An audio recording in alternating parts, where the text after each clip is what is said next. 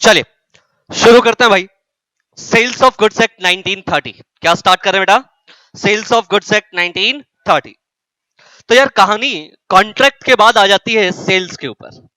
Sir sales of goods act 1930, सबसे पहले तो मुझे एक बात बताओ जरा, जरा सा हम इस नाम को डिकोड कर लेते हैं। ये क्या है? Sales of goods act 1930।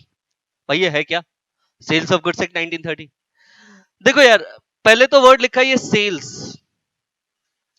तुम मुझे बताओ बेटा, अगर आप सेल करना चाहते हो, अगर आप सेल करना चाहते हो तो कितने लोग चाहिए आपको? अगर आपको सेल करना है तो कितने लोग चाहिए बेटा? सर 2 लोग चाहिए अपने को। सेल करने के लिए कितने लोग चाहिए? 2 लोग चाहिए सर अपने को। ठीक है सर। ये 2 लोग, एक तो सर सेलर होगा खुद, और एक कौन होगा बेटा? बायर। Seller and buyer. अच्छा, जब सेलर की बात करें या बायर की बात करें, ये 2 लोग होने चाहिए। क्या अकेले भी कभी आप सेल कर सकते हो? क्या खुद को कोई सामान बेचा जा सकता है? नहीं सर, खुद को कोई सामान बेचा नहीं जा सकता। आपको सेल करना है मतलब 2 लोग तो चाहिए ही चाहिए। मुझे एक बात बताओ, कॉन्ट्रैक्ट करने के लिए भी कितने लोग चाहिए? सर 2 लोग चाहिए। कॉन्ट्रैक्ट करने के लिए भी कितने लोग चाहिए? 2। बेटा sale is a kind of contract. Sale is a kind of contract. Sale is a kind of contract. कैसे सर? देखो यार, आप लोगों ने अभी कॉन्ट्रैक्ट एक्ट 1872 पढ़ लिया। Contract act, contract act generally इसमें सेक्शन 1 से लेकर के 75 तक जो आपने पढ़ा है वो क्या बताता है? वो बताता है जनरल कॉन्ट्रैक्ट। वो बताता है कि सर ऑफर देना है, एक्सेप्टेंस कैसे मिलेगी, कब आप एग्रीमेंट कह सकते हो, कब आप कॉन्ट्रैक्ट कह सकते हो। अगर माइनर है तो वो क्या करेगा, है ना? माइनर के साथ आप कॉन्ट्रैक्ट कर सकते हो या नहीं कर सकते। आपका रिवोकेशन कब पॉसिबल है ना? ये बताता है बहुत सारे प्रोविजंस रिगार्डिंग कॉन्ट्रैक्ट। कॉन्ट्रैक्ट कौन सा कॉन्ट्रैक्ट? जनरल कॉन्ट्रैक्ट कह रहे, किसी तरह का कॉन्ट्रैक्ट हो, किसी भी तरह का कॉन्ट्रैक्ट हो, उन पे ये 1 से लेकर के 75 सेक्शंस तो एप्लीकेबल होंगी होंगी। लेकिन अब मैं आ जाता हूं, थोड़ा सा स्पेसिफिक हो जाता हूं। मैंने कहा सेल का कॉन्ट्रैक्ट, सेल भी एक तरह का क्या है बेटा? कॉन्ट्रैक्ट। थोड़ा स्पेसिफिक हो गया ना? मैं नहीं बात कर रहा इंश्योरेंस की, मैं नहीं बात कर रहा कि मैं हवाई जहाज से जा रहा हूं, एविएशन की सुविधा ले रहा हूं, उसमें भी कॉन्ट्रैक्ट हो रहा है। मैं नहीं बात कर रहा कि मैं आपको पढ़ा रहा हूं, यहां भी एक कॉन्ट्रैक्ट हो रहा है। मैं बात कर रहा हूं कि सेल हो रहा है। अब क्या हो रहा है बेटा? सेल। सर सवाल ये उठता है कि सेल, ये भी तो एक कॉन्ट्रैक्ट है, ये भी तो एक कॉन्ट्रैक्ट है ना? तो क्या सेल के ऊपर भी कॉन्ट्रैक्ट एक्ट के जनरल प्रोविजंस एप्लीकेबल होंगे? तो आंसर है हाँ जी, सेल के ऊपर भी कॉन्ट्रैक्ट एक्ट के जनरल प्रोविजंस एप्लीकेबल होंगे। मैं अंदर की एक बात बताऊं आपको, ये सेल जो आपको सेल दिख रहा है ना, सेल्स ऑफ गुड्स एक्ट 1930, बेटा 1930 से पहले ये अपने आप कॉन्ट्रैक्ट का हिस्सा हुआ करता था। ये भी sales of goods act, sales of goods act कुछ होता नहीं था। सेल्स से रिलेटेड प्रोविजन जो थे ना, वो कॉन्ट्रैक्ट एक्ट के अंदर ही गिवन थे। लेकिन धीरे धीरे कॉम्प्लेक्सिटीज बढ़ने लगी, धीरे धीरे बहुत सारा व्यापार बढ़ने लगा, और क्योंकि व्यापार बढ़ा, कॉम्प्लेक्सिटीज बढ़ी, ये लगने लगा कि यार अलग से एक एक्ट होना चाहिए जो सिर्फ सेल्स की बात करता हो, सेल्स के कॉन्ट्रैक्ट की बात करता हो।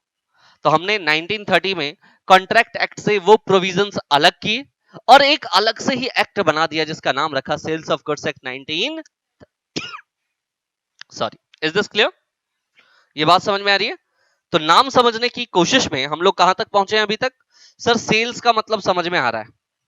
ऑफ गुड्स, क्या बात करेंगे बेटा? ऑफ गुड्स, गुड्स की बात करेंगे और बहुत गहन चर्चा होगी हमारी गुड्स के ऊपर। आज की क्लास में हम लोग कोशिश करेंगे और बेटा अगली क्लास तक ये खत्म होगा ना। गुड्स हैं क्या? सर जिसकी आप सेल करना चाहते हो बाबूजी, ओ बाबूजी, जिसकी आप सेल करना चाहते हो वो है क्या, है ना?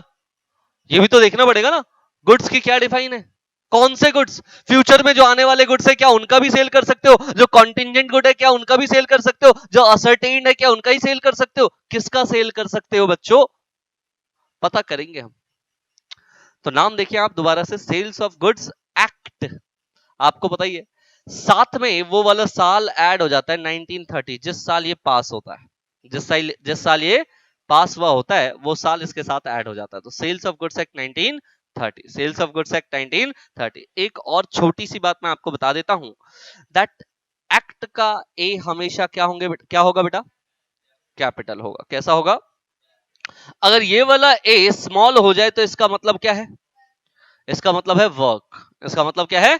वर्क। ठीक है, करेक्ट है। बात समझ में आ रही है आपको? तो सेल्स ऑफ गुड्स एक्ट 1930 पे जितनी हमें चर्चा करनी थी वो हम कर चुके। सो चैप्टर का नाम याद हो रहा है आपको? Sales of goods act 1930। प्रेम से बोलो, sales of goods act 1930। Sales of goods act 1930।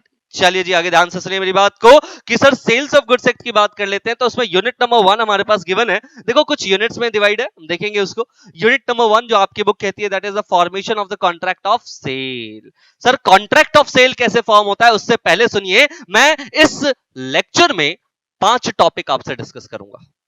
5 के 5 टॉपिक्स लिखते रहिएगा साथ में। जहां मुझे लगेगा कि यार आपको थोड़ा सा ना इसको सुनने में बिलीव रखना चाहिए, जहां मुझे लगेगा कि सुनना बहुत इंपॉर्टेंट है, बता दूंगा आपको कि बेटा अभी आप लिखेंगे नहीं, अभी आप सिर्फ और सिर्फ सुनेंगे, देखेंगे स्क्रीन पे।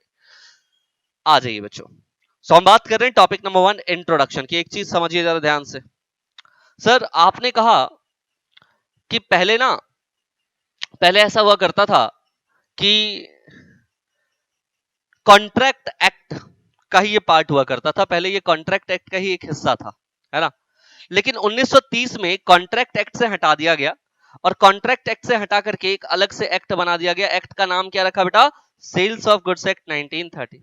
मुझे बताओ, ये स्पेसिफिक टाइप ऑफ कॉन्ट्रैक्ट है या नहीं है? अगर मैं लिखवा के देता हूं आपको that topic number 1, introduction,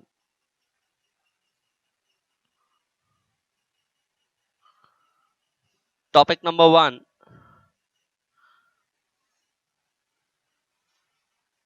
introduction, हाँ जी, तो हम कह सकते हैं कि सर सेल्स क्या है? एक स्पेसिफिक फॉर्म ऑफ कॉन्ट्रैक्ट है। Specific form of contract. आप देखो बेटा, कॉन्ट्रैक्ट तो बहुत तरह के हो सकते हैं ना, उसमें से हम बहुत स्पेसिफिक हो रहे हैं। That's why specific form of contract. Is this clear?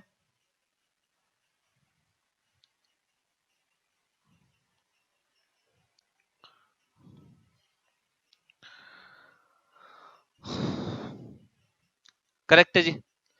Sir बताओ हमें, आप बता रहे हो स्पेसिफिक फॉर्म है, मतलब क्या? मतलब मैंने आपको बताया ना बेटा, ये सिर्फ और सिर्फ किससे डील करती है? ये डील करती है सेल्स से। ये डील किससे करती है? सेल्स से। दूसरी बात सुनिए, देखो सेल्स है तो सेल्स के सारे प्रोविजंस कहां होंगे बेटा? सेल्स ऑफ गुड्स एक्ट के अंदर। सारे के सारे प्रोविजंस कहां होंगे बेटा? सेल्स ऑफ गुड्स एक्ट के अंदर। ठीक है, तो हम लिख रहे हैं sales of goods act. Sales of goods act define कर रहा है बेटा, डिफाइन एंड अमेंड, डिफाइन कर रहा है एंड अमेंड कर रहा है law relating to the sales of goods, the sales of goods। देखो जब इस तरह की लाइन आती है तो इस लाइन का मतलब क्या? प्रियम्बल में या सेक्शन नंबर 1 में हमारे पास ये लाइन रहती है हमेशा, that is sales of goods act. यहां लिखा है sales of goods act defined and amend. मतलब सेल्स ऑफ गुड्स एक्ट जो है ना, वो डिफाइन कर रही है और क्या कर रही है बेटा? अमेंड कर रही है। मतलब किसी और लॉ के अंदर अगर कोई चीज लिखी होगी ना, तो ये वाला लॉ प्रिवेल करेगा। ये वाला लॉ क्या करेगा बेटा? प्रीवे। क्यों कह रहे हैं डिफाइन एंड अमेंड? मतलब पुरानी जो चीजें हैं उसको ये अमेंड कर देगा। पुरानी जो भी चीजें उसको ये क्या कर देगा? Amend. Define and amend the law relating to the sales of goods. कह रहे सेल्स ऑफ गुड्स से रिलेटेड अगर कहीं और कोई और बात लिखी है तो सेल्स ऑफ गुड्स एक्ट उसको डिफाइन करेगा।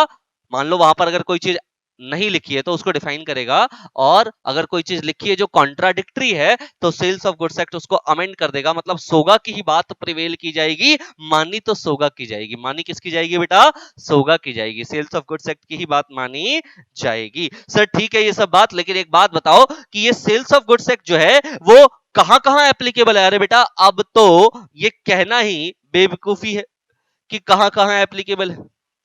बेटा अब तो ये कहां एप्लीकेबल है, ये तो होल ऑफ इंडिया पे, होल ऑफ इंडिया ऐसे लिखना, applicable to whole of India लिखिए, या इट एक्सटेंड्स टू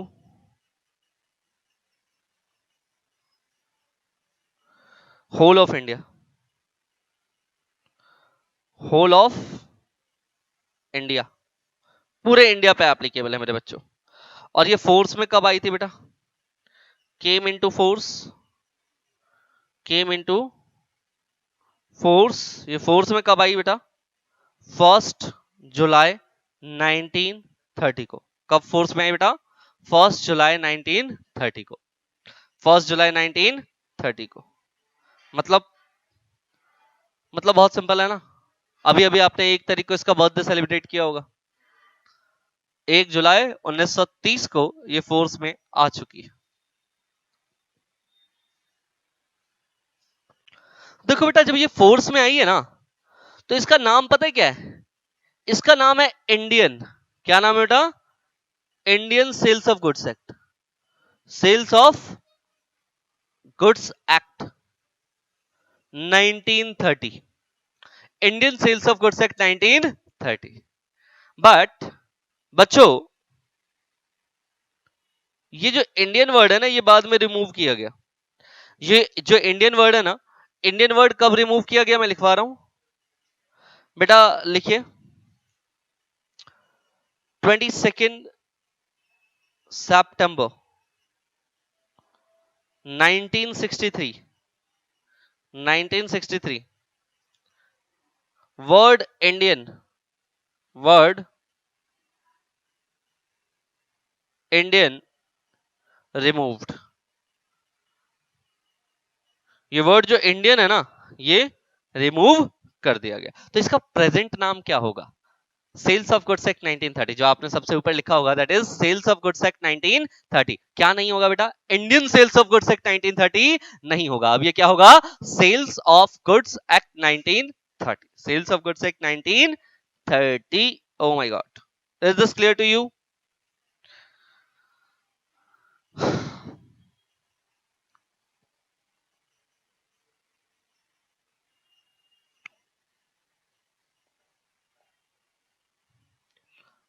पक्का जी?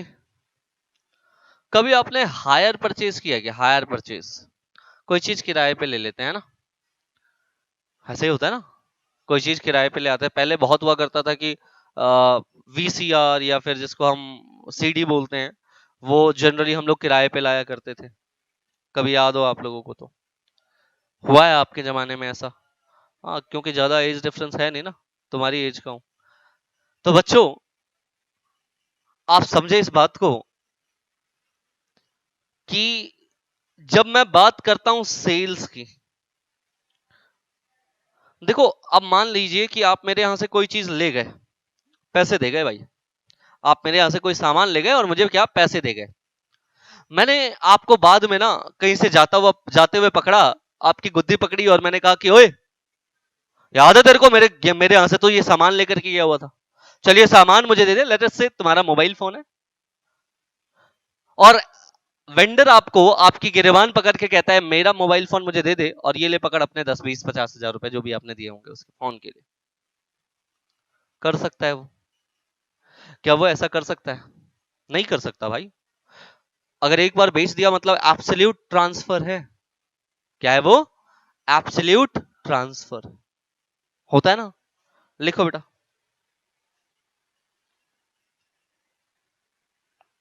Cell is the only transfer of of business which non reversionary, non reversionary मतलब जो वापस नहीं आने वाला, non reversionary,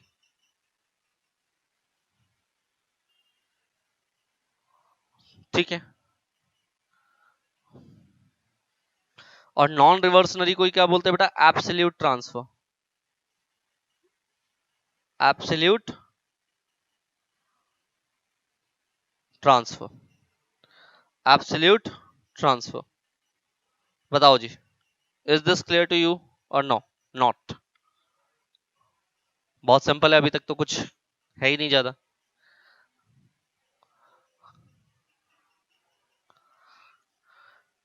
So sale is the only transfer of the business which is non-reversionary। ये क्या है बेटा? Non-reversionary है। क्या ये? Non-reversionary। क्या ये? Non-reversionary। क्या ये? Non-reversionary। Any doubt? No doubt। अच्छा, एक और कहानी देखते हैं, जरा ध्यान से सुनिएगा। मैं आपसे कहूं कि सर, ये जो आपने बताया था ना हमें कि ये जो अपना सोगा है, सेल्स ऑफ गुड्स एक्ट है, ये ना कॉन्ट्रैक्ट एक्ट से आया। मैंने आपको कॉन्ट्रैक्ट एक्ट में भी पढ़ाया है ये, लेकिन थोड़ा सा और देख लो। हम इसके लिए क्या करेंगे?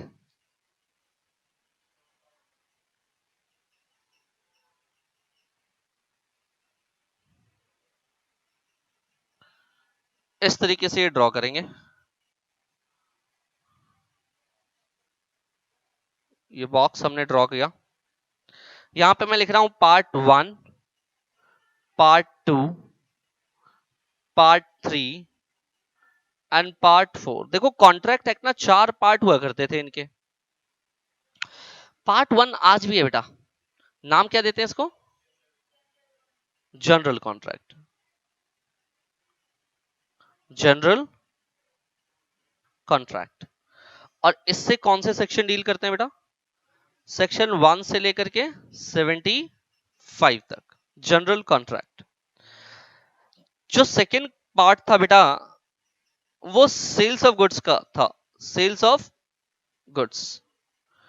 और आपको पता है सेल्स ऑफ गुड्स को ये रिप्लेस कर दिया गया। कब रिप्लेस हुआ बेटा? सेल्स ऑफ गुड्स एक्ट 1930 से। और यहां जो सेक्शंस डील होते थे वो डील होते थे 76 से लेकर के 123 तक। 76 से लेकर के 123 तक। फिर हम आ जाते हैं पार्ट 3, आज भी अलाइव है बेटा। इसको बोलते हैं स्पेशल कॉन्ट्रैक्ट।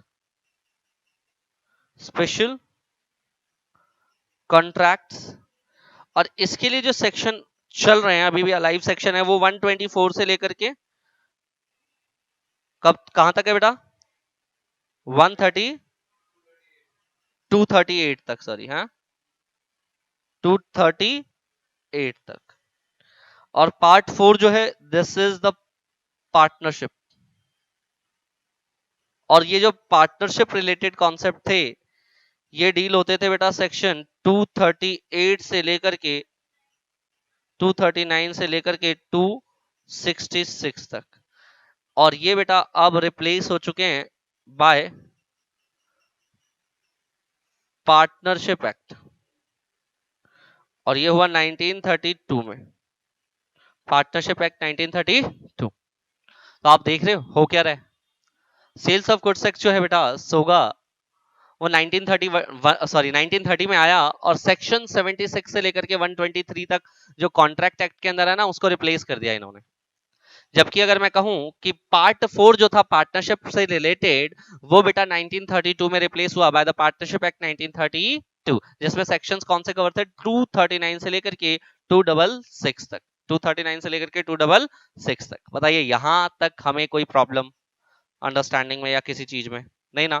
एक बार आप पीपीटीज देख लीजिए जो आपकी बुक के अंदर लिखी हैं, वो एज इट इज आपके पास पीपीटी फॉर्म में यहाँ पे है। देखिए, sales of goods act is one of the specific form of contract. क्या है बेटा? ये स्पेसिफिक फॉर्म ऑफ कॉन्ट्रैक्ट है। क्या ये? Specific form of contract recognised and regulated by the law in India. Law क्या है? इंडियन, सॉरी इंडियन नहीं है। Sales of goods act 1930। Sale is a typical bargain between the buyer and seller. ये क्या है बेटा? टिपिकल। भाई cell में ऐसे ही होता है, टिपिकल बार्गेन। जनरली ज्यादातर लोग सेल करते हैं भाई साहब। Sales of goods act 1930 allows the parties to modify the provision of the law by expressing the stipulations. However, in some cases this freedom is severely restricted। मतलब मेरी जो इच्छाएं हैं, मैं आपको कह सकता हूं ना कि मैं आपके साथ आपका ये प्रोडक्ट तब लूंगा जब आप इसके साथ ये दो, है ना। मतलब हम लोग ना बार्गेन कर सकते हैं अपनी मर्जी के हिसाब से। ये मेरी स्टिपुलेशन है, मेरी मर्जी है ना। और सेलर कहेगा मेरी मर्जी है। करेक्ट। लेकिन कुछ केसेस में इस पे रिस्ट्रिक्शंस लगाई गई हैं। और फिर sales of goods act 1930 act define and amend, ये मैंने लाइन एज इट इज लिखवा दिया आपको, डिफाइन करता है, अमेंड करता है law relating to the sales of goods. तो सेल्स ऑफ गुड्स से रिलेटेड कोई भी लॉ होगा वो यही आएगा बेटा। होल ऑफ इंडिया पे एप्लीकेबल है। 1 जुलाई को बेटा ये फोर्स में आ गया था, 22 सितंबर से। कब से? 22 सितंबर से, ठीक है ना। इंडियन वर्ड जो है 1963 में हटा दिया गया था। इसके बाद से इसका नाम पड़ गया सिर्फ और सिर्फ sales of goods act 1930। Sale क्या है बेटा? कॉमन ट्रांसफर है। ट्रांसफर की बात करें तो ये नॉन रिवर्सनरी है, दैट इज एब्सोल्यूट ट्रांसफर। ये क्या है यहाँ पे? Absolute transfer. Is this clear? और ये मैंने आपको एज इट इज लिखवा दिया दैट कॉन्ट्रैक्ट एक्ट इनिशियली जो था, first part, second part, third, fourth, first part 1 से लेकर के 75, that is general contract. Second part 76 से 123 replaced by the sales of goods act 1930। उस जमाने में नाम था Indian sales of goods act 1930। Third part specific contract section 124 से लेकर के 238 तक आज भी जिंदा है। 120 ये 2 है बेटा, ठीक है, ये गलत लिखा है। ओके, और बेटा जनरली जो है ये आज भी जिंदा है।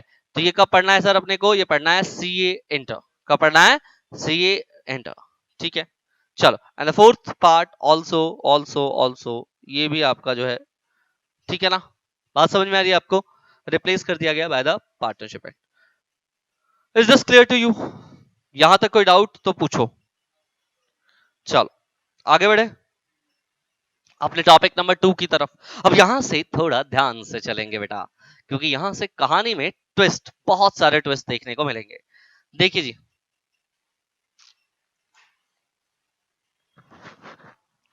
टॉपिक पढ़िए, स्कोप ऑफ द एक्ट।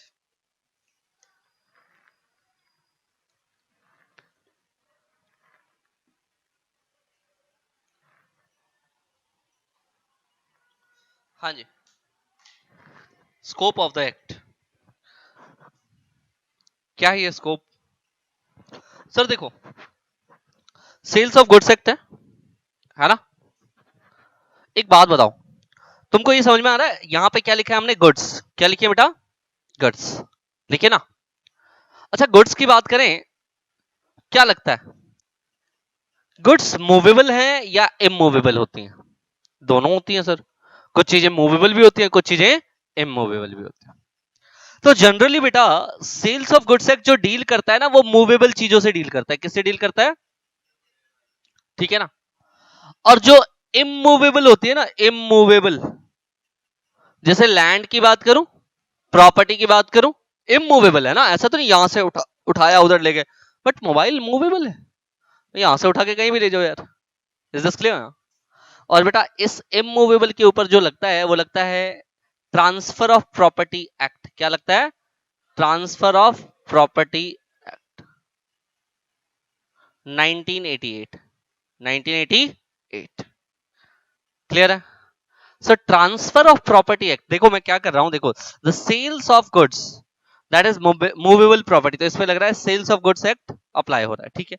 लेकिन लैंड, शॉप और हाउस के ऊपर ये इमूवेबल प्रॉपर्टी है, इसके ऊपर क्या लग रहा है? Transfer of property act apply हो रहा है, ठीक है। क्लियर है? पक्का? देखिए और ध्यान से, कुछ एक टॉपिक जो हम लोग डेफिनेशन के तौर पे यहां पढ़ेंगे। सर सबसे पहले तो ये बता दो हमें कि जब सेल्स ऑफ गुड्स पढ़ा रहे हो तो यहाँ जो दो प्लेयर होंगे, एक का नाम होगा बायर और दूसरे का नाम क्या होगा? सेलर। सो बायर की डिफाइन क्या है? मैंने आपको पहले ही बता रखा है। देखो कोई भी एक्ट पढ़ने का तरीका क्या है? सेक्शन 1 जो है वो बताता है एक्सटेंट, है ना, शॉर्ट टाइटल, कमेंसमेंट, ये सारी बातें बताता है वो। तो भैया सेक्शन 1 तो हमने पढ़ लिया लगभग। अब हम बात करें सेक्शन 2 की। सेक्शन 2 क्या होता है? Definitional clause. क्या होता है बेटा? Definitional clause. जनरली हमारे इंडिया में जो लॉज बनते हैं वो क्या होते हैं? सेक्शन 2 में डेफिनेशनल क्लॉज। और यहां डेफिनेशनल क्लॉज में देखो सेक्शन 2 क्लॉज 1 बायर। क्या है बेटा? बायर। अच्छा, बायर की बात करते हुए क्या बोल रहे हैं? Buyer means a person. क्या बोल रहे हैं? Buyer means a person. Buyer means a person, ठीक है सर, पर्सन है। ये पर्सन क्या करेगा सर? कह रहे buyer means a person who buys, जो खरीदता है, जो क्या करता है बेटा? देखना जरा, बाइज मतलब क्या? प्रेजेंट टेंस है ये, जो खरीदता है, प्रेजेंट टेंस है ना बच्चों ये। बाइज मतलब क्या? खरीदता है, प्रेजेंट टेंस। और एग्रीज टू बाय, और एग्रीज टू बाय मतलब ये फ्यूचर की बात कर रहा है। देखो मैं आपके दुकान पे आया, मैंने आपको कहा कि जी मेरे को ना ये सामान खरीदना है, XYZ कोई भी सामान मुझे आपसे खरीदना है, लेकिन मैं आज नहीं खरीदूंगा, 3 महीने बाद आपसे लेकर के जाऊंगा, बयाना बट्टा कर लो। होता है ऐसा? होता है ऐसा? होता है। एग्री किया है मैंने टू बाय, तो भी मेरे को बायर बोलोगे क्या? यस। मतलब जरूरी नहीं कि बायर सिर्फ खरीदे, बायर अगर एग्री भी कर रहा है दैट आई विल परचेज, मैं खरीद लूंगा, है ना, तो भी मैं बायर हूं, तो भी मैं क्या हूं बेटा? बायर। सीधे शब्द है साहब। Buyer means what? A person. Buyer means a person. Buyer एक ऐसा व्यक्ति होगा। क्या होगा? हमेशा बायर एक पर्सन होगा। पर्सन मतलब क्या सर? पर्सन मतलब क्या? बेटा बोल रहे नेचुरल पर्सन चलेगा क्या? जी सर, मैं बता रहा हूं ना, बाल की खाल, खाल की भी खाल उतारेंगे। क्या है बेटा पर्सन मतलब? क्या है? Natural person. तुम जैसा, हम जैसा, नेचुरल बिल्कुल। और बेटा ये कंपनी हो सकती है क्या? आर्टिफिशियल पर्सन हो सकता है क्या? Artificial person. जब लिखा है ना बेटा पर्सन, पर्सन का मतलब क्या है? Natural person as well as artificial person. Natural as well as artificial person. The buyer means a person. The buyer means a person. The buyer means a person who buys, जो खरीदता है और agrees to buy। एक बार याद करो, section 2 clause 1, section 2 clause buyer क्या है? buyer। buyer means a person who buys or agrees to buy, or agrees to buy। क्या? क्या बाबूजी? गुड्स की डेफिनेशन आगे हम लोग कवर अप करेंगे। इतना तो क्लियर है आपको? चलो इसको लिखे जरा, लिखो जरा। बायर। हाँ हाँ लिखवा रहा हूँ। टॉपिक 2 यही है और क्या है। हाँ हाँ मैं लिखवा रहा हूँ बेटा, उसके साथ ही लिखवा रहा हूँ, डोंट वरी। लिखो topic 2, scope of act. Scope of the act. हाँ जी। सेल्स किन चीजों का हो सकता है? कह रहे हैं सर सेल्स 2 चीजों का हो सकता है। सेल्स 2 चीजों का हो सकता है। पहला, गुड्स होंगे जो मूवेबल प्रॉपर्टी होती है। मूवेबल प्रॉपर्टी, या तो लैंड होगा, शॉप होगा, हाउस होगा। ये क्या है बेटा? Immovable property. ये है इमूवेबल प्रॉपर्टी। तो क्योंकि मूवेबल प्रॉपर्टी है तो मूवेबल प्रॉपर्टी में तो लगेगा बेटा सोगा, सेल्स ऑफ गुड्स एक्ट 1930। और यहां लगेगा ट्रांसफर ऑफ प्रॉपर्टी एक्ट, प्यार से बोलते हैं टोपा, 1988।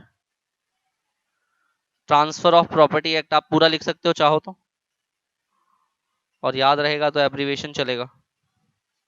Sales of goods act 1930 and transfer of property act 1988। लिखा?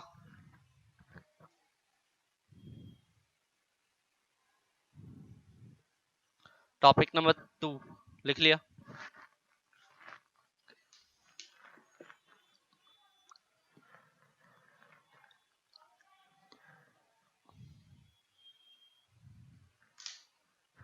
चलिए ठीक है। सो टॉपिक नंबर 3 हमने डिफाइन की बात की है, तो डिफाइन पे आ जाओ। टॉपिक नंबर 3 है हमारा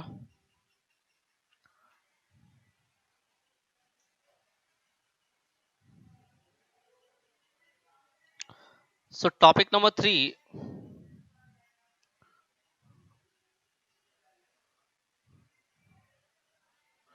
3 में हमने सबसे पहले देखा है डिफाइन। डिफाइन में सबसे पहला डिफाइन क्या है बेटा? बायो। बायो सेक्शन है 2 क्लॉज है 1। Section 2 clause 1। बायर का मतलब क्या है? बायर का मतलब है पर्सन। क्या है बेटा? पर्सन। पर्सन कैसा हो सकता है? नेचुरल और आर्टिफिशियल। ये पर्सन जो है वो हु बाइज, या तो वो खरीदता हो या फिर वो agrees to buy. Agrees to buy मतलब अभी खरीद रहा है, ठीक है, वो बायर होगा, लेकिन अगर एग्री भी करता है to buy what goods, to buy goods, to buy goods, मतलब हु बाइज में अगर मैं लिखूं तो ये क्या है? प्रेजेंट बायर है। Present buyer. Agrees to buy में फुटूरे बायर, फ्यूचर में खरीद लेगा भाई, फ्यूचर बायर। ठीक है, क्या खरीदेगा? Goods. The person who buys or agrees to buy the goods, the person who buys or agrees to buy the goods. Section 2 clause 1 noted. चलें आगे बढ़े। चलो ठीक है साहब, समझ में आ गया अपने को बायर किसे कहते हैं। अब सेलर को भी एक बार दिखाई दो जरा। मुझे लगता नहीं कि सेलर में मुझे आपको कुछ पढ़ाने की जरूरत है, ध्यान से देखोगे। सेलर मीन्स अ पर्सन, तो बताओ कौन कौन सा पर्सन होगा? नेचुरल भी और आर्टिफिशियल। हु सेल्स, जो सेल कर रहा है, जो क्या कर रहा है, मतलब प्रेजेंट है। और एग्रीज टू सेल मतलब फुटूरे है ये भी। व्हाट गुड्स, व्हाट गुड्स, ठीक है ना? ठीक वैसे ही लिखिए जैसे आपने क्या लिखा है, बायर। लिखिए।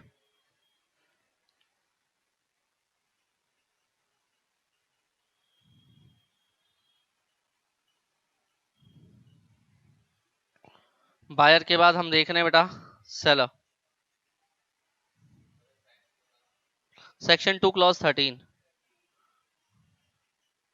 सेलर। सेक्शन 2 क्लॉज 13 सेलर क्या है? Means a person. Seller means a person. ये पर्सन भी फिर से आर्टिफिशियल भी है और नेचुरल भी है। ठीक है, हु सेल्स, हु सेल्स यानी कि प्रेजेंटली सेल कर रहा है, या फिर एग्रीज टू सेल्स, या फिर वो एग्री कर रहा है कि वो सेल करेगा the goods, the goods, the goods.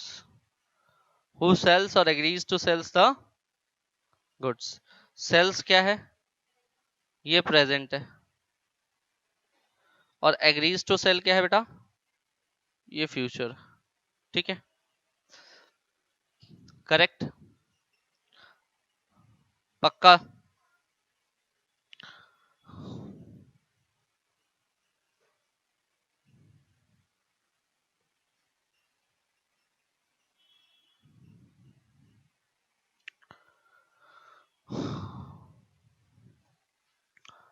देखो यार, सुनो ध्यान से।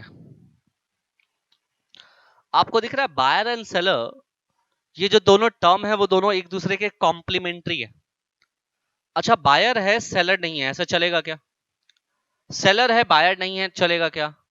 भाई बायर और सेलर दोनों कॉम्प्लीमेंट्री है, होने ही चाहिए, इकट्ठे होने चाहिए, तभी चलेगा।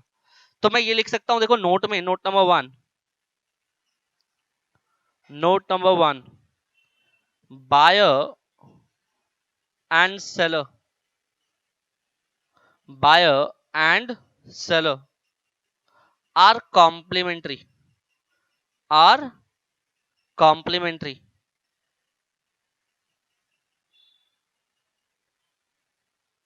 Are complementary.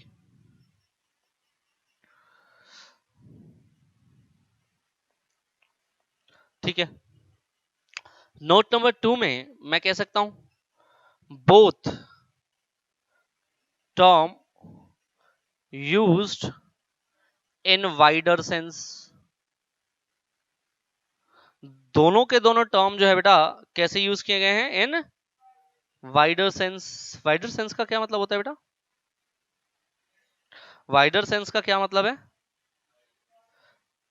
सर? यहां पर सेल की भी बात की गई है और फ्यूचर सेल की भी बात की गई है, यहां पर दोनों ही बात की गई ना। वाइडर सेंस का मतलब है यहाँ पे प्रेजेंट सेल है, present sale and future sale. तो कह रहे हैं हम इसको कि ये है क्या, ये वाइडर सेंस है सर। ये है क्या वैसा? Wider sense. क्या है बेटा ये? Wider sense. क्या है ये? Wider sense. क्या है ये? Wider sense. Is this clear मेरे बच्चों? पक्का? Any doubt? बहुत बढ़िया, चलिए। अभी तक क्या पढ़ा, एक बार बहुत जल्दी से रिवाइज करते हैं, रिकैप करते हैं और फिर आगे बढ़ जाएंगे बेटा। मेरे को पहले आप बताइए कि अभी तक हमने पढ़ा क्या है। तो सर सबसे पहले तो आपने हमें बताया इंट्रोडक्शन में कि sales is what, a specific form of contract. What? Specific form of contract. Sir sales क्या करता है? वो डिफाइन करता है एंड अमेंड करता है। मतलब सेल्स से रिलेटेड कोई भी चीज कहीं और लिखी है तो बेटा ये वाला एक्ट उसको डिफाइन कर देगा, उसको अमेंड कर देगा। The act extends to whole of India. ये एक्ट कहां पे एक्सटेंड होता है बेटा? Whole of India. कह रहे सर सुनो, 1/7/1930 को ये एक्ट जो है वो पास हो गया था, है ना, इनफोर्स हो गया था, फोर्स में आ गया था, लेकिन इसका नाम था Indian sales of goods act 1930। और ये जो शब्द है भारतीय, इंडियन, ये यहां से हटा दिया गया 22 सितंबर 1963 को, वर्ड इंडियन रिमूव। और सेल्स जो है बेटा, सेल्स क्या है? वो नॉन रिवर्सनरी है, यानी एब्सोल्यूट ट्रांसफर है। कैसा बेटा? Absolute transfer. जरा जल्दी से पढ़ो सर। पता है आपको सेल्स ऑफ गुड्स एक्ट पहले कॉन्ट्रैक्ट एक्ट का ही हिस्सा था, है ना। Part 1, part 2, part 3, part 4। Contract के कितने हिस्से? पार्ट 1, 2, 3, 4। 1 1 से 75 तक जाता था। कितना? अभी भी जाता है, 1 1 से लेकर के 75 तक जाता है। जनरल कॉन्ट्रैक्ट्स क्या बोलते हैं? General contract.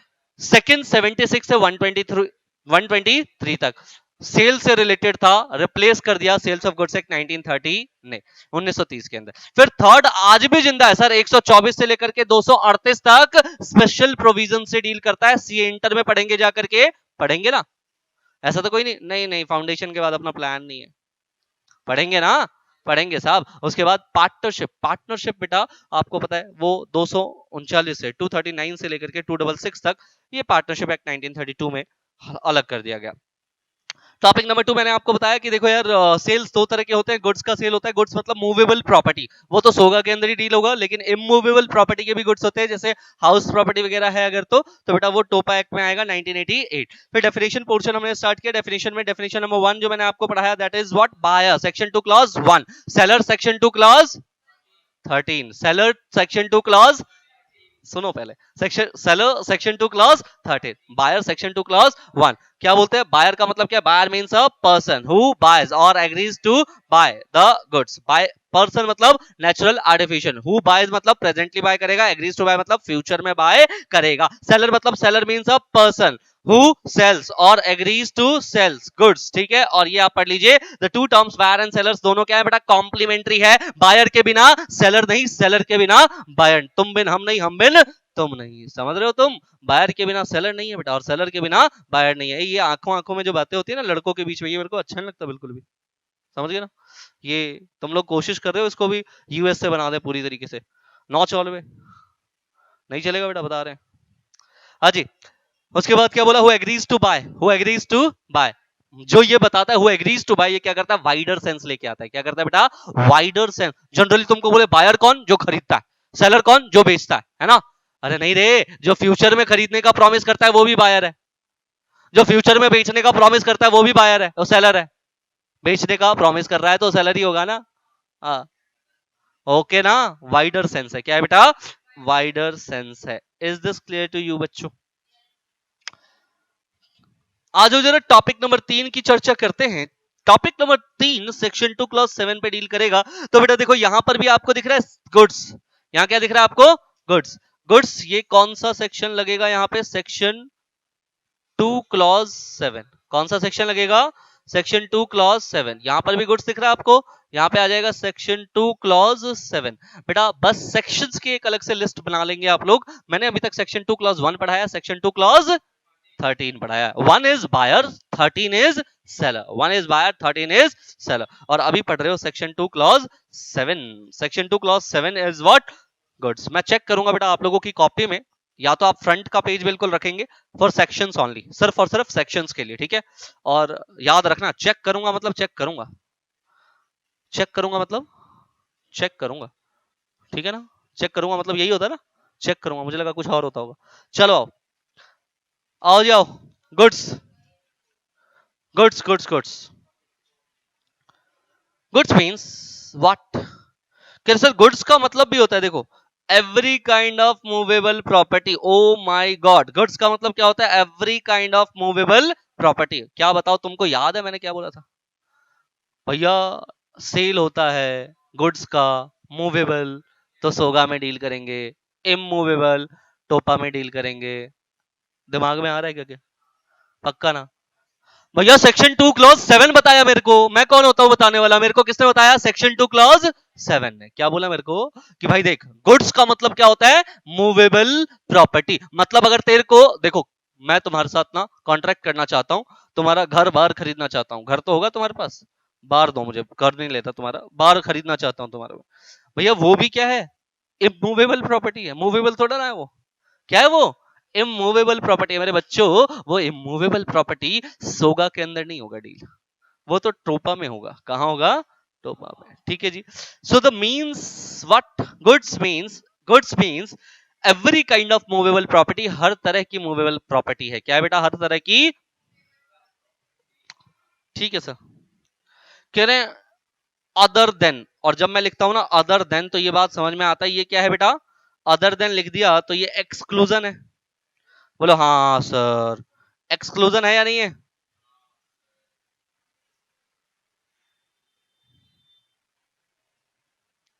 अरे भैया एक्सक्लूड करेंगे या नहीं करेंगे? अदर देन, है ना? मैं कह रहा हूं मैं समोसे खिलाऊंगा, अदर देन दीज, उनको छोड़ दिया. अच्छा लग रहा है? बहुत अच्छा लग रहा है. तो सब अदर देन क्या है ये? यानी एक्सक्लूड कर दिया. अदर देन कह रहे हैं एक्शनेबल क्लेम. ये क्या होता है भाई? Actionable claim. और एक और चीज लिखिए, मनी. ओ माय गॉड, ये तो तुमको अच्छा लगता है ना, मनी, पैसा, बहुत अच्छा लगता है सर.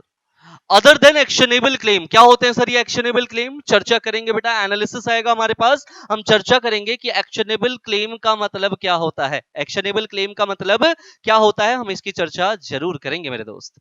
और फिर आएगा मनी. कह रहे मनी को भी गुड्स मत मानना, नहीं तो लोग क्या करेंगे, एक काम कर, 500 रुपए ले और 100 के 5 नोट दे दे, और तुम कहोगे सेल हुआ, सेल हुआ, सेल हुआ.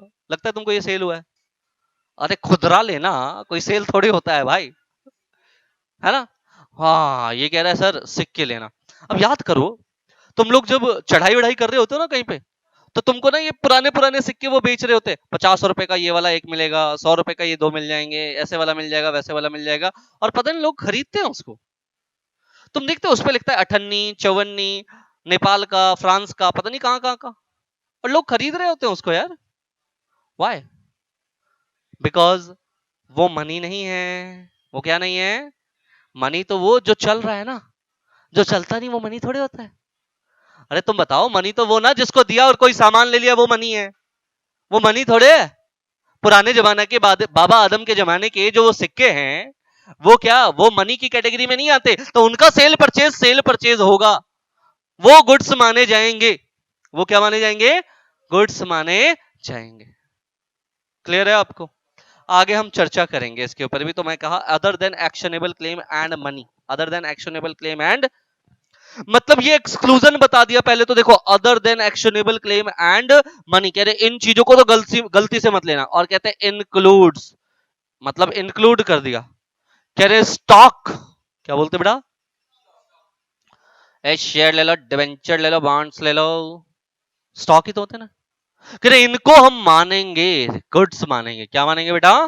गुड्स मानेंगे. आएगा आगे, मैं इसके ऊपर भी चर्चा करूंगा. अभी बस पढ़ लो एक बार. शेयर्स या स्टॉक, ग्रोइंग क्रॉप्स. भैया खेती की आपने, और आप क्रॉप को ग्रो कर रहे हो. क्रॉप को क्या कर रहे हो? कह रहे वो भी गुड्स हैं. वो भी क्या है? कह रहे and things attached to or framing part of the land. कह रहे वो चीजें जो लैंड से अटैच्ड हैं, जुड़ी हुई हैं, जुड़ी हुई है लैंड से, ये भी गुड्स है। दरवाजा है ना, कह रहे गुड्स की कैटेगरी में रखेंगे, कहां रखेंगे, गुड्स की। फ्रेमिंग या फिर अटैच्ड टू कह रहे हैं land, which are agreed to, जैसे पेड़ की बात कर लो, बताओ लैंड से अटैच्ड होता है या नहीं होता। हाँ, which are agreed to be served before the sale or under the contract of sale, जो हम एग्री कर रहे हैं, यस वी विल सेल, या फिर हम सेल कर रहे हैं उस समय पे, मतलब हम एग्री टू सेल कर रहे हैं या फिर हम उसी समय पे सेल कर रहे हैं, उनको हम लोग क्या बोलेंगे, गुड्स बोल देंगे। तो एक बात बताओ, सेक्शन 2 क्लॉज 7 बहुत आसान लग रहा है या नहीं लग रहा सर? सेक्शन 2 क्लॉज 7 कहता है goods means every kind of movable property, every kind of movable property, बोलो जरा मेरे साथ, every kind of movable property, every kind of movable property. अभी आ जाओ बेटा, अदर देन एक्शनेबल क्लेम, बोलो other than actionable claim, other than actionable claim and money, every kind of movable property other than actionable claim and money, and includes में सबसे पहला stock and shares, includes में सबसे पहला stock and shares, दूसरा growing crops, दूसरा growing crop, कह रहे घास उग रहे हैं वो भी ग्रास, तीसरा क्या आ रहा है, ग्रास। तो तीन याद करते हैं पहले तो यार, पहला क्या है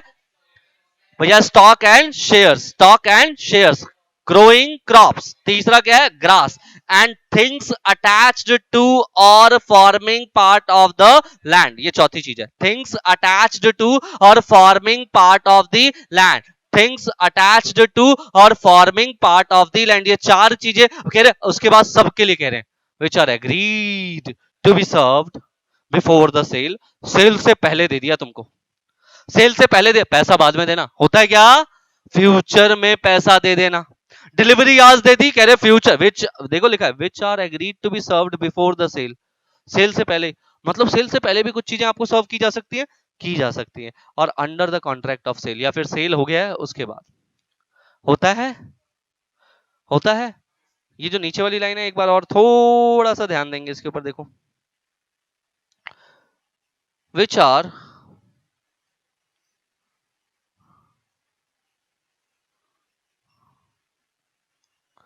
देखो which are agreed to be served before sale, मतलब सेल से पहले सर्व करने को एग्री हूं, सेल का कॉन्ट्रैक्ट नहीं हुआ लेकिन मैंने कहा ले ले रख ले यार कोई बात नहीं, सेल तो होना ही है बाद में, और या फिर सेल का कॉन्ट्रैक्ट हो गया, under the contract of sale मैं आपको वो डिलीवर कर रहा हूं। तो डिलीवरी सेल से पहले हो सकती है क्या, हो सकती है, डिलीवरी सेल से पहले हो सकती है क्या, हो सकती है। एक बार आंख बंद करेंगे और बेटा जोर से बोलेंगे गुड्स का मतलब क्या, सेक्शन बताओ, सेक्शन कौन से हैं, सेक्शन 2 क्लॉज 7, सेक्शन 2 क्लॉज 7, और बेटा क्या बोलते हैं, every kind of movable property other than actionable claims and money, money को तो समझते हैं अपने अपन लोग, एक्शनेबल क्लेम आगे पढ़ेंगे बेटा, includes stock and shares, growing crops, grass and things attached to or framing part of the land, things attached to or framing part of the which are agreed to be served before the sale or under the contract of which are agreed to be served before the sale and under the contract of sale। चलिए आइए analysis number 1 की तरफ move करते हैं, और ये analysis क्या है, दैट सर, अरे ओ सर ये क्या होते हैं सर, आपने कहा कि सर मींस मूवेबल प्रॉपर्टी, क्या means, goods means movable property, तो क्या है ये मूवेबल प्रॉपर्टी, मैंने कहा देखो बेटा सुनो ध्यान से, जनरली होता यूं है, जनरली होता ऐसा है कि भाई प्रॉपर्टी दो तरह की होती है, एक होता है मूवेबल और एक क्या होता है बेटा, इमूवेबल, एक क्या होता है मूवेबल और एक क्या होता है इमूवेबल, देखो यार एक होता है मूवेबल और एक क्या होता है बेटा इमूवेबल, बोलो ना, एक होता है मूवेबल दूसरा क्या होता है, एक बार और बोल दो ना, इमूवेबल एंड, है ना। सर मूवेबल प्रॉपर्टी तो आ रहे हैं सेल्स में, इमूवेबल नहीं आ रहे, इमूवेबल नहीं आ रहे। जनरली इमूवेबल प्रॉपर्टी क्या होता है सर, लंबे समय तक चलते हैं, देख रहे हो आप छोटा सा लिखा है लॉन्ग लाइफ स्पैन, ठीक है ना, रिमेन इंटैक्ट, उसी अवस्था में रहते हैं, ज्यादा परिवर्तित नहीं होते, इंटैक्ट रहते हैं लगभग, ठीक है, और इनकी वैल्यू जनरली क्या होती है बेटा, इंक्रीज होती है, होता ना, घर खरीदा हो तुमने कभी सुना, 10 लाख का खरीदा था 5 लाख का बचा है, नहीं होता ना भाई, लैंड एंड बिल्डिंग वैल्यू बढ़ जाती है जनरली, है ना। अच्छा बेटा, जबकि मूवेबल प्रॉपर्टी क्या है बेटा, शॉर्ट लाइफ स्पैन होता है, कम समय तक चलता है, कंज्यूम करते हैं हम और वैल्यू डिक्रीज करती है। आपने 10 साल पहले कोई गाड़ी खरीदी थी, आज तो कबाड़ है ना, आज तो क्या है बेटा, कबाड़। आप देख लो ना कोई भी ऐसी मूवेबल चीज, समय के साथ साथ उसकी वैल्यू क्या होती है बेटा, कम होती है। तो हम लोग ना वैसे बहुत बहुत इंडीड होते हैं कि मूवेबल चीज खरीदनी है, अपने पास ना बड़ी गाड़ी होनी चाहिए, अच्छा मोबाइल फोन होना चाहिए। अरे मेरे बच्चों, पैसा है तुम्हारे पास और उन पैसों को तुम मूवेबल चीजों पे लगा रहे हो, देखो शॉर्ट टाइम लाइफ स्पैन है इसका, कंज्यूमेबल होते हैं, यानी कि इनकी वैल्यू धीरे धीरे धीरे धीरे डिक्रीज कर रही है। कोई भी अच्छा व्यक्ति जो पैसा कमाता है ना, वो कोशिश करता है इमूवेबल चीजों के ऊपर ज्यादा पैसा खर्च ना करे, है ना।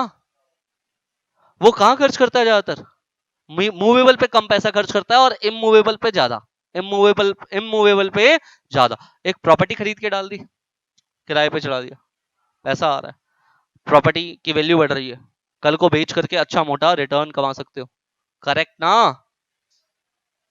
अब देखिए बेटा, अगर आप मूवेबल प्रॉपर्टी का ट्रांसफर करते हो तो इसके ऊपर सेल्स ऑफ गुड्स एक्ट लग जाता है, क्या लगता है।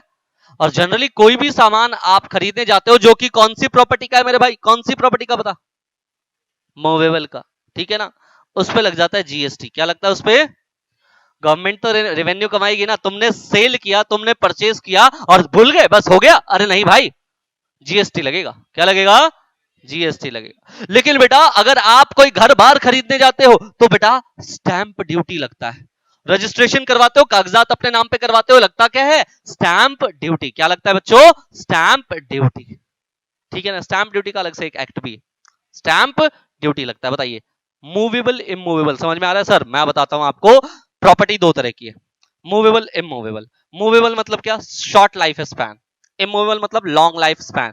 कंज्यूमेबल होते हैं, ये कहते हैं लंबे समय तक रिटेन होता है। नेक्स्ट का वैल्यू डिक्रीज होती है, इसकी वैल्यू इंक्रीज होती है। क्या होती है, इंक्रीज होती है। इस पे लगता है सेल्स ऑफ गुड्स एक्ट, इस पे क्या लगता है बेटा, ट्रांसफर ऑफ प्रॉपर्टी एक्ट।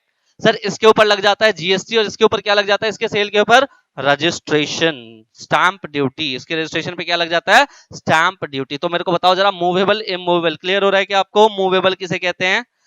तो ये वाला पोर्शन खत्म। Goods means every kind of movable property. कोई दिक्कत है क्या मूवेबल प्रॉपर्टी में अपने को, चलो मूवेबल हो गया सर। सर हमें बताओ, ये जो दूसरी लाइन लिखी है आपने, other than actionable claims and money, sir आ जाओ अब उसी की चर्चा करते हैं, अदर देन एक्शनेबल क्लेम्स। तो सबसे पहले हम लोग बात करते हैं एक्शनेबल क्लेम्स की। किसकी बात करते हैं, एक्शनेबल क्लेम्स की। सुनिए जरा, कह रहे इसको हम क्या नहीं मान रहे हैं, गुड्स नहीं मान रहे हैं। क्या नहीं मान रहे बेटा, इनको गुड्स नहीं मान रहे। पहली बात तो make it clear that the actionable claims and money, ये गुड्स नहीं है। ये क्या नहीं है बेटा, गुड्स नहीं।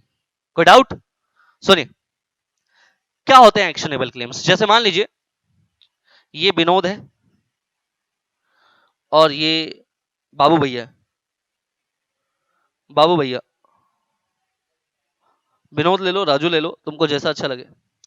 विनोद ने गुड्स की डिलीवरी दी है बेटा, किसको, बाबू भैया को। बाबू भैया प्रॉमिस करते हैं टू पे 10 लाख रुपीज आफ्टर 3 मंथ। देखो अभी तक तो ना राजू बदमाशी कर रहा था, अब बाबू भैया की बारी है। बाबू भैया रिफ्यूज टू पे। बाबू भैया कहते हैं अरे हमारा पास पैसा नहीं है, समझ गया, हमारे पास पैसा, ही रिफ्यूज टू पे, जनरली पैसा नहीं है इनके पास। बेटा विनोद क्या करता है, विनोद उसके बाद चला जाता है कहां पे, सॉरी ब्रीच ऑफ कॉन्ट्रैक्ट के लिए कोर्ट के अंदर। कहां पे बेटा, कोर्ट के अंदर, रीच टू कोर्ट। अब मुझे बताओ विनोद के पास क्या है, राइट है, क्या है, right to action, right to action to get the claim. इसको बोलते हैं एक्शनेबल क्लेम। क्लेम कहां से कर रहा है, क्लेम कर रहा है वो बाबू भैया से। किससे कर रहा है बेटा, बाबू भैया से। वो बाबू भैया को कह रहा है भाई मेरे पास तो राइट है, किस चीज के राइट, मैं एक्शन ले सकता हूं तेरे खिलाफ, तो गेट द क्लेम, पैसा प्राप्त करने के लिए ले सकता है ना। इसको क्या बोलते हैं, एक्शनेबल क्लेम्स। क्या बोलते हैं बेटा, एक्शनेबल क्लेम। मतलब तुम्हारा कोई डिफॉल्टर है, सीधे शब्द है ना, तुम्हारा कोई डिफॉल्टर है, वो डिफॉल्टर तुमको पैसा नहीं दे रहा, that you have the right to action against him. तुम्हारे पास राइट है, और वही राइट क्या कहलाते हैं बेटा, एक्शनेबल क्लेम्स। अलग से कुछ गुड्स टाइप का कुछ नहीं है। कल को तुमने मेरी फीस नहीं दी, कोर्ट में मिलेंगे बेटा, मेरे पास क्या राइट है, to action against you, to take action against you to get the claims. इसको बोलते हैं एक्शनेबल क्लेम्स। क्या बोलते हैं इसको? Actionable claims. बेटा ये गुड्स नहीं है। ये क्या नहीं है? गुड्स है क्या? तुमको लग रहा है, देख के भी लग रहा है क्या ये गुड्स है? अच्छा, मैंने क्या किया, मैंने ना अपने एक्शनेबल क्लेम को बेचना चाहा। जैसे मान लो विनोद कहता है, विनोद ने ना राजू को ढूंढ निकाला। किसको ढूंढ निकाला बेटा? राजू को। राजू को कहता है, राजू राजू पता है मैंने ना 10 लाख की प्रॉपर्टी बाबू भैया को बेची थी, और बाबू भैया ने वो 10 लाख रुपए मुझे दिए नहीं। क्या नहीं दिए? 10 लाख रुपए मुझे नहीं दिए। 3 महीने बाद कहा था, अब पता है मेरे पास क्या है? क्या है भाई? मेरे पास ना एक्शनेबल क्लेम्स हैं, मैं उनके अगेंस्ट एक्शन ले सकता हूं। अब राजू तो पहले से ही बहुत गुस्सा था बाबू भैया पे। राजू कहता है वो एक्शनेबल क्लेम्स ना मुझे बेच दे। अरे भैया कोई एक्शनेबल क्लेम्स हैं, गुड्स थोड़े ना है, बेच दे। नहीं बिकेंगे, नहीं बिकेंगे, समझ रहे हो?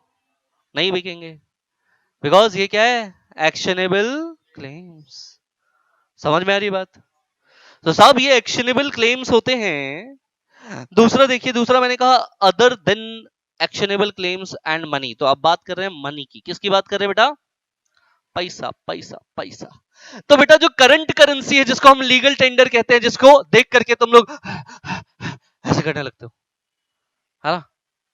मतलब अच्छा लगता है तुमको देख करके, वो नोट, वो पत्तियां, वो गड्डियां, है ना? उसकी तो बात ही कुछ और है, वो खुशबू, उसकी तो बात ही कुछ और है। तो बेटा वो गुड्स नहीं होते, वो गुड्स नहीं होते। वो गुड्स, मैंने कहा ना आपको, मैंने 500 का नोट दिया और आपसे 5 नोट जो है 100 के ले लिए।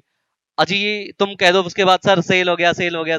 भैया सेल नहीं हुआ, सेल नहीं हुआ, ठीक है ना? छुट्टे लिए तुमने। Traditional currency obviously considered as goods. आप लोगों ने काफी बार वेबसाइट पे या इधर उधर कहीं देखा हो और ढूंढने लग जाते हो अपने घर के अंदर, 5 रुपए का ये वाला पुराना नोट इस वाले क्वीन एलिजाबेथ का मिल गया, या इस टाइम का मिल गया, या उस टाइम का मिल गया, 786 लिखा हुआ मिल गया तो तुमको इतने पैसे मिलेंगे। देखा ना तुम लोगों ने लिखा हुआ, और तुम पागल हो जाते हो, कहां से मिलेगा, किधर मिलेगा, कहां है ना? अरे मम्मी कभी तो देखा था हमने, घर के अंदर ही पड़ा था यार, कहां गया? पैसे चले गए, 10 लाख, 20 लाख, 50 लाख। बहुत सिंपल है बेटा, उनको आप कह सकते हो कि वो गुड्स है। वो क्या है बेटा? गुड्स है। वो क्या है? गुड्स है। तो एक बार जरा डेफिनेशन दोबारा से, सेक्शन कौन सा है बताइए? Section 2 clause 7। गुड्स का मतलब क्या है? गुड्स का मतलब every kind of movable property. Movable property का मतलब क्या होता है? जो बेटा कंज्यूमेबल होता है, शॉर्ट लाइफ स्पैन का होता है, और इसकी वैल्यू हमेशा डिक्रीज होती रहती है। इसके ऊपर क्या लगता है? गुड्स एंड सर्विसेज टैक्स लग जाता है, इसके ऊपर सोगा एक्ट लगता है। Sir other than actionable claims, actionable claims का मतलब समझ में आ रहा है कि आपके पास राइट है to take the action to get the claims, to get the claims. It is not goods. ये क्या नहीं है बेटा? गुड्स नहीं है। और मनी भी गुड्स नहीं है। लीगल टेंडर जो है वो गुड्स नहीं है, लेकिन ट्रेडिशनल करेंसी जो है वो गुड्स माने जाएंगे। थोड़ी और बात कर लेते हैं। किसकी बात? देखो बेटा होता क्या है, फिक्स डिपॉजिट रेसिप्ट होते हैं, एफडीआर, इनको आप गुड्स मान सकते हो। Under section 176 of Indian contract act, read with the section 2 clause 7 of the sales of goods act 1930। कह रहे देखो, आप गए, आपने बैंक में पैसा डिपॉजिट कराया, आप भाई साहब, आप गए और बैंक वाली औरत पे, नहीं बैंक वाली औरत पे थोड़े, बैंक में भाई, मतलब बैंक में आपने पैसा जमा करा दिया, है ना? So money deposited in fixed account, कौन से अकाउंट में बेटा? तो तुमको पता है क्या मिला है? एक फिक्स डिपॉजिट रिसिप्ट मिल जाता है। लो सर ये रिसिप्ट है, कल को ले आना, जब भी टाइम आपका मेच्योरिटी टाइम आ जाएगा ले आना, आपके पैसे आपको इंटरेस्ट के साथ मिल जाएंगे आपके अकाउंट में। FDR, fix deposit receipt. मुझे बताओ, क्या मैं उस एफडीआर को आगे सेल कर सकता हूं? गुड्स है क्या? यस, यस वो गुड्स है। वो क्या है बेटा? गुड्स है। मैंने फिक्स डिपॉजिट मेरे रखे थे 8% पे, है ना? मुझे पैसों की जरूरत है, 2 साल बाद वो पैसा जो है मेरे पास आएगा, 2 साल बाद। और तुमको मैंने पूछा कि यार वो 2 लाख रुपए रखे थे 8% के हिसाब से, मुझे जरूरत है पैसों की, मैं तुड़वाऊंगा ना तो मुझे 2% 3% ही मिलेंगे। मैं एक काम करता हूं ना, तू मुझे 4% के हिसाब से अभी तक का 2 लाख प्लस 4% दे दे, समझ रहे हो? और तू ना 2 लाख रुपए प्लस 8% 1 साल बाद जाकर के वहां से ले लियो। तुमने कहा हाँ ठीक है, मैं एफडी कराने की सोच ही रहा था, ये तो मेरे लिए विन विन सिचुएशन हो गई। अभी जो करंट रेट चल रहा है वो 4-5 का चल रहा है, तू तो 8% के हिसाब से दे रहा है मेरे को, गेटिंग दिस ना? या 4% के हिसाब से दे रहा है, तो भैया सेल कर सकते हैं एफडीआर को। Yes, FDR considered as goods. Section क्या है? Section 176 of sales of sorry Indian contract act and section 2 clause 7 of sales of goods. चलो जी, is this clear to you? चलो अब ये देखो, ये जो मैंने आपको थर्ड पॉइंट बताया था, that shares, stock, growing crops, ये सब कुछ भी कंसीडर करेंगे एज गुड्स। इनको भी क्या कंसीडर करेंगे? As goods. देखो जी ध्यान से सुनो, stock and shares, stock and shares, ये स्टॉक को क्या मान रहे? गुड्स मान रहे। शेयर को क्या मान रहे? गुड्स मान रहे। मैं आपको एक बात और बताता हूं, वैसे तो स्टॉक एंड शेयर्स गुड्स है मेरे बच्चों, लेकिन ये जो गुड्स है ना, इनका सेल अलग से डील होता है सिक्योरिटीज कॉन्ट्रैक्ट रेगुलेशन एक्ट में। एससीआरए एक्ट है एक अलग से। जिंदगी में सीए वाले बच्चों को फाइनल में पढ़ना है, सीएस वाला कोई बच्चा हो तो उसको एग्जी में पढ़ना है। SCRA act, securities contract regulation act. मतलब स्टॉक का सेल कर लो, शेयर्स का सेल कर लो, एक्ट कौन सा लगेगा बेटा? गुड्स है, फिर कह रहा हूं वो गुड्स है। लेकिन उनका सेल डील कहां करोगे आप? एससीआरए में। कहां पे डील करोगे बेटा? SCRA, securities contract regulation act. Growing crops, भैया क्रॉप अभी ग्रो ही कर रहे हैं, क्या माने जाएंगे? गुड्स माने जाएंगे। ग्रास क्या माने जाएंगे? things attached to or forming part of the land which are agreed to be served before the sale under the contract of sale। बताओ जी, कोई दिक्कत है क्या? जब आप बात करते हो गुड्स की, तो गुड्स का मतलब क्या है? देखिए ध्यान से, आप जल्दी से एनालिसिस कर रहे हैं मिसलेनियस के लिए। भाई कह रहे हैं गुड्स में टेंजिबल इंटेंजिबल दोनों गुड्स हो सकते हैं। बताओ जी, टेंजिबल गुड्स कौन से होते हैं? हाँ जी, जिसको टच कर सकते हैं, सीन कर सकते हैं। इंटेंजिबल जिसको टच नहीं कर सकते, सीन नहीं कर सकते। गुडविल, गुडविल है। चलो, गुडविल, कॉपीराइट, पेटेंट राइट, ये देखो लिखा है goodwill, copyright, patent right, trademark. बताओ जी ये सब भी गुड्स हैं या नहीं है? ये सब भी गुड्स है। Also considered to be the goods, stock and shares भी है, गैस है, स्टीम है, वाटर है, इलेक्ट्रिसिटी है, और डिक्री ऑफ कोर्ट। कोर्ट का कोई ऑर्डर जो आता है ना, उससे पहले एक डिक्री आती है। क्या आती है? डिक्री। कोर्ट की डिक्री भी क्या है? गुड्स है। वो भी क्या है बेटा? मैं बताता हूं आपको। ये एरिया जो है, मान लेते हैं डिस्प्यूटेड है। क्या है? मान लेते हैं दो भाइयों के बीच का डिस्प्यूट है। मैंने मैं एक भाई हूं, एक भाई दूसरा मेरा है, उसने मेरे ऊपर केस फाइल कर रखा था, ये एरिया मेरा है। मान लेते हैं, कहीं तुम सीरियस ले लो कि ये एरिया मेरा है, ठीक है ना भाई? उसने केस फाइल किया था, लेकिन कोर्ट कोर्ट को प्राइमा फेशिया ऐसा लग रहा है, नहीं नहीं ये तो मनीष सर का ही है, ये तो मनीष जी से बिलोंग करता है जी। नहीं नहीं नहीं नहीं, उन्होंने ना एक डिक्री दे दिया कि मनीष जी आप ट्यूशन बंद करो। एक तो नॉबल कॉज कर रहे हो, बच्चों को पढ़ा रहे हो आप, ट्यूशन बंद मत करो। मतलब ट्यूशन बंद मत, एक तो नॉबल कॉज कर रहे हो ना, पढ़ा रहे हो आप, एक तो ऊपर से आपका भाई आपको हरास कर रहा है। मुझे ऐसा लग रहा है, मुझे नहीं पता, कोर्ट कह रहा है मुझे नहीं पता कि फाइनल कंक्लूजन क्या आएगा, लेकिन इनिशियली देख के मुझे ऐसा लगता है। अब मेरे पास बड़ा सा 500 गज का एरिया, मैंने आगे का एरिया किसी को दे दिया, एक काम कर भाई तू ये रख, इसमें तू लाइब्रेरी चला ले, लाइब्रेरी बना ले इसके अंदर। बताओ, डिक्री जो मेरे को मिली थी, मैंने वो उसको दिया, मैंने उससे 5 लाख रुपए लिए। मैंने कहा भाई मेरे फेवर में आया हुआ है डिग्री, टेंशन मत ले, जब तक केस चल रहा है, कुछ डिसाइड ना हो जाए, तब तक तो कम से कम हम इसको यूज करेंगे, फिर डिसीजन देखेंगे डिसीजन क्या है। वो डिग्री जो है वो भी गुड्स है या नहीं है? वो जो डिग्री आई है वो भी क्या है? गुड्स। करेक्ट ना? और जो जो लाइब्रेरियन है वो कह रहा है अरे हाँ ठीक है, 5 साल तो बहुत होते हैं यार, कोई दिक्कत ही नहीं, 5 साल की डिग्री है मेरे पास। मतलब कोर्ट का जनरली जो फैसला आने वाला है वो 5 साल बाद आने वाला है ना? जनरली होता है ना भाई, 4 5 10 साल तो बहुत मामूली सी बात है। बात समझ में आती है आपको? ये decree also considered as the goods, as goods. बताओ जी यहां तक एनी डाउट? कोई डाउट है आप लोगों को यहां तक? तो बताइए एक बार। कोई डाउट नहीं है? पक्का? हाँ जी बोलिए, कोई डाउट है या नहीं है? नहीं है। चलिए लिखिए इस बात को जरा जल्दी से, फिर लिखवा देता हूं मैं आपको। बैठ जाऊं क्या? बैठ के लिखवा देता हूं फिर। लिखो बेटा।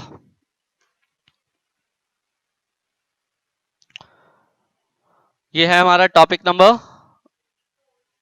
4 या 3? टॉपिक 4 है ये? 3? कोई बात है, लिखिए लिखिए लिखिए, शोर मत कीजिए बेटा। Goods, section 2 clause 7, section 2 clause 7 कहते हैं goods means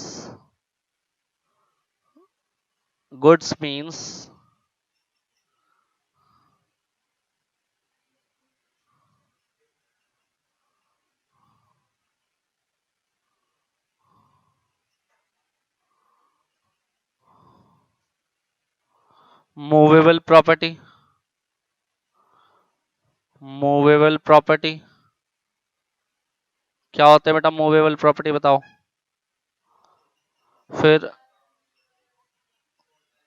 other than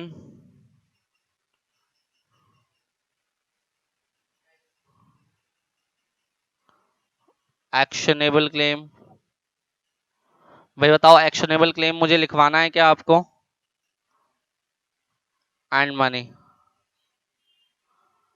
includes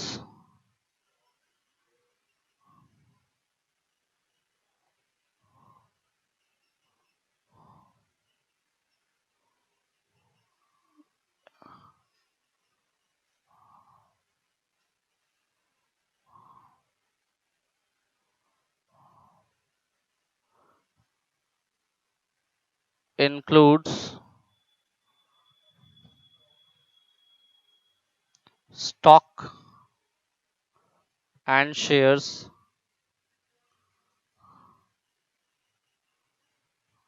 growing crops,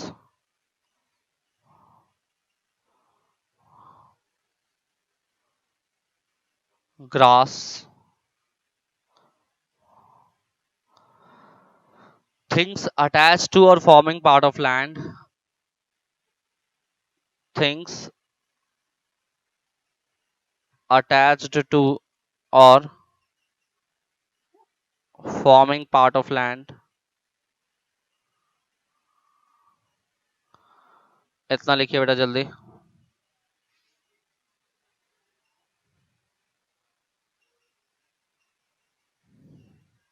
movable property में आप यही लिख लेना क्या होते हैं बेटा। इनकी जनरली शॉर्ट लाइफ स्पैन है, शॉर्ट लाइफ स्पैन। दूसरा, ये कंज्यूमेबल होते हैं। और तीसरा, वैल्यू डिक्रीज करती है, वैल्यू डिक्रीज करती है बेटा। इनके ऊपर जीएसटी एप्लीकेबल होता है। क्या एप्लीकेबल होता है? जीएसटी एप्लीकेबल होता है और सोगा एक्ट लगता है, sales of goods act applicable होता है। जीएसटी एप्लीकेबल होता है, सोगा एक्ट लगता है इनके ऊपर।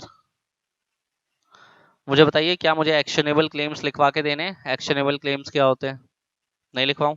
चलेगा, मैं लिखवा ही देता हूँ, कहीं दिक्कत हो जाए कल को। मैं चेंज द स्क्रीन कर दूं? चलो लिख लो बेटा, एक्शनेबल क्लेम।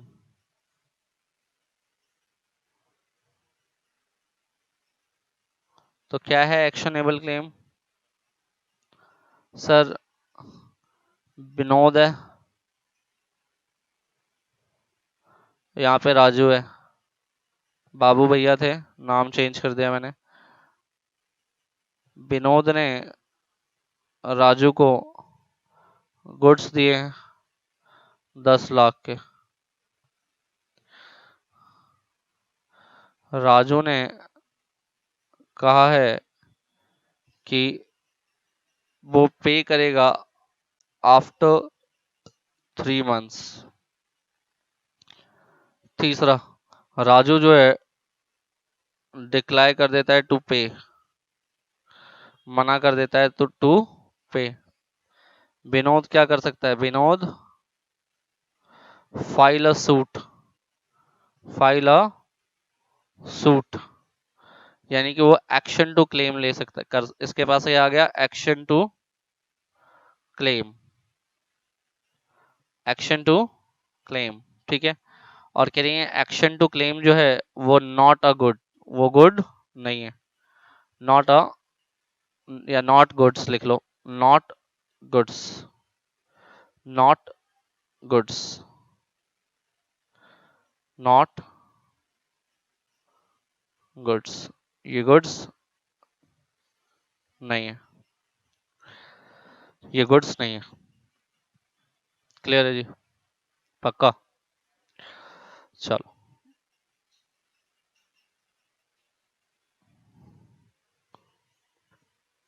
नेक्स्ट है बेटा मनी।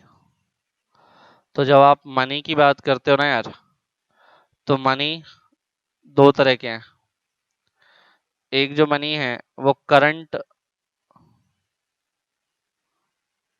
करंट करेंसी है, और दूसरी ट्रेडिशनल है, ट्रेडिशनल करेंसी है। इसको करंट करेंसी को आप लीगल टेंडर भी कहते हो, आप इसको लीगल टेंडर मनी भी कहते हो, और ये गुड्स नहीं है, नॉट गुड्स। बट ट्रेडिशनल वाले जो है ना, वो कंसिडर्ड गुड्स। आप इनको गुड्स कह सकते हो, कंसिडर्ड गुड्स। लिखिए इसको।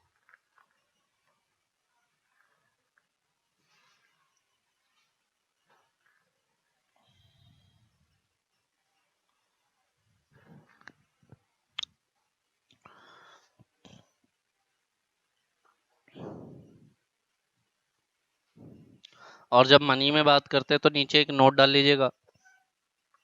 नोट में क्या है बेटा? Fix deposit receipts. Fix deposit receipts are money, oh sorry, are considered as goods, are goods। Section क्या डील करता है? Section number 176 of contract act plus section 2 clause 7 of SOGA act, sales of goods act.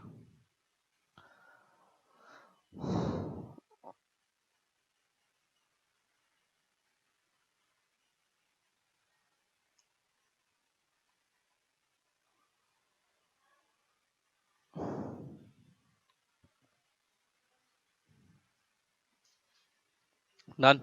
हाँ जी।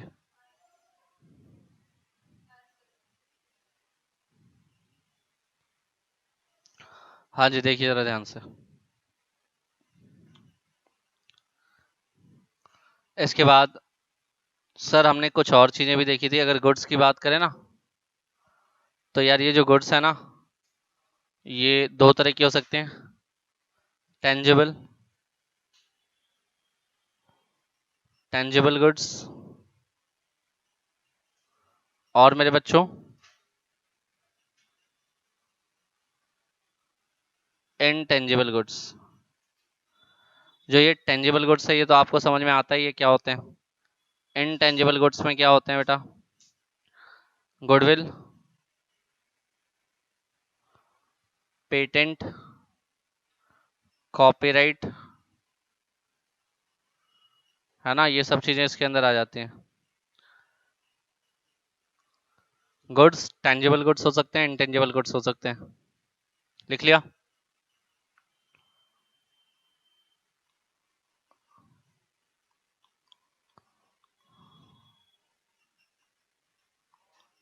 हो गया?